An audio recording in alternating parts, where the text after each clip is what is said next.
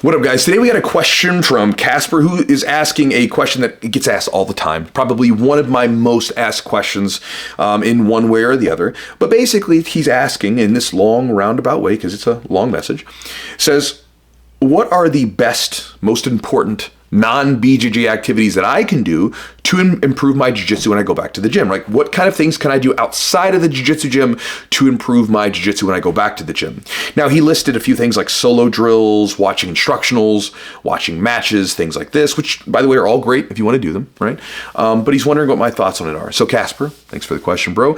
And I would tell you that all those things you listed are perfectly fine. But from my years of coaching and my own experience, there's something else. There's a few things that you can do outside of the gym that I think are far more important. You get far more bang for your buck as far as time spent, energy expenditure for the return of investment, so to speak. And it's something where I've seen as a coach, I've seen this dramatically change people's games, right? They do this, and I mean, they start all of a sudden supercharging their ability to improve in jiu-jitsu. And I say that with absolutely no hyperbole.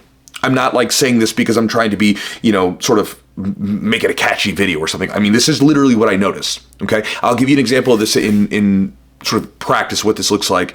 I know I'm kind of teasing this out, but stick with me here. One of my guys years ago came into the gym. He was significantly overweight, right? Comes into the gym, he's training, and he really starts getting into his training a lot. And then he stops, or he gets down in weight, and so he's not super heavy. He's not too big, but he's still probably a good 40 pounds overweight. Still very big, but compared to what he came in at, he's still made a hell of a lot of improvement.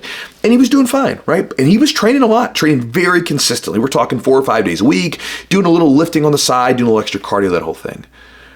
Then he ended up hiring my coach, my nutrition coach, and he got on a really good lifting program, and he started getting his diet in check. And when I say diet in check, I mean a diet that is supporting his performance in the gym, because I'm not necessarily like good food or bad food.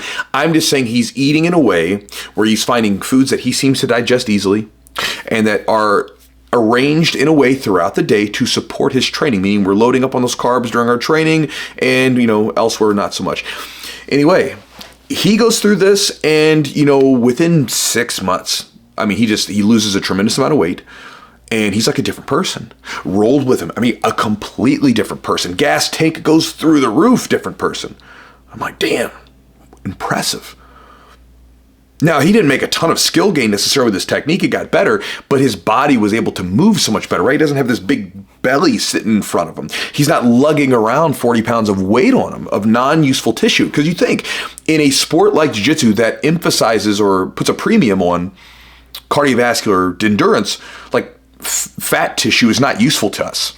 It's not really helpful, right? Maybe, there's some probably cushioning effect maybe to it, or maybe if you just get on top of someone and you're laying there. But as far as being able to move around, that weight's not necessarily supporting us. Imagine having to carry a backpack full of 40 pounds, and then all of a sudden you lose that weight. You're going to feel a lot lighter. You're going to feel a lot more mobile. Cardio's going to go a lot longer. And so instantly, dramatically, just boom, not instantly because it took years, or it took 6 months, but dramatically improved his cardiovascular and his overall abilities on the mat. Another student, similar situation.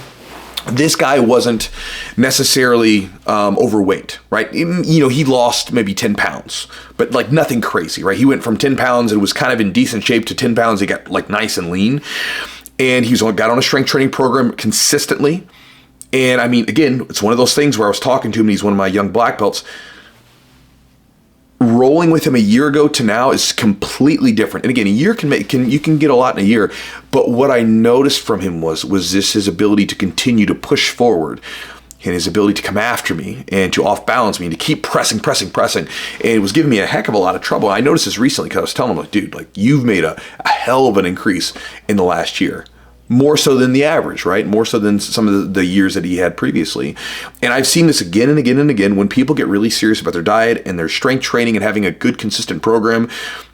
It pays off big time, after several months. Now, I know that a lot of times this is the stuff where people don't want to hear it. They don't want to hear diet, nutrition. They want to hear, what instructional do I need? What supplement do I need? What other thing can I do? Anything but diet, nutrition, and strength training, right? But those are the things that, you're asking me, best things you can do outside of the gym. If you're not already doing those things, that's where I would steer you. Right. And, if you're overweight and you could stand to lose a little bit of weight. Again, what bad would come from getting in better shape and losing that excess fat that you don't necessarily need, right? It's just a beneficial thing. But from, again, going back to it, that's the stuff where if you told me, okay, you got, let's say 5 extra hours. Should you spend them on like solo drills and, working on a grappling dummy? Or I would tell you, go lift weights in the gym. Go meal prep, do these things, right? And if you have to hire a coach to help you out with that, do it. But that's where I would say you would get more bang for your buck, because then that's going to put you in a situation where, again, you're going to go to the gym, you're going to be stronger, improves performance. You're going to have more resistance to injury because your body's stronger. It's like building armor around your joints. You'll be more recovered because you're eating a better diet. And if you eat, to where you're supporting your performance by eating in certain ways, like having some nutrition timing in there where you're timing certain foods that you're eating around your workouts, you're going to improve your performance because you're going to have more energy. And a lot of people, when they get on a better diet, they tend to find that they have more energy just because they're eating less crap, right? And so those would be all things that I think non-BJJ activities, that's some of the best stuff you can do to improve it. Because again, you get those things going, you're definitely going to improve faster. By the way, guys, Casper asked this question. I know a lot of you guys sort of are curious too of sometimes how to ask a question to me, right? This is sent through email, but the email is my main mode of communicating with most of you. So if you guys want to get my daily email that I send out and get a email that you can reply to ask a question, if that's something that interests you, you can check the links down below to do that. And that's where Casper sent me the message, was through email. And so if that interests you, you can do that. But otherwise, guys, thanks for your time today. Hope you're doing well, and I'll talk to you all next time.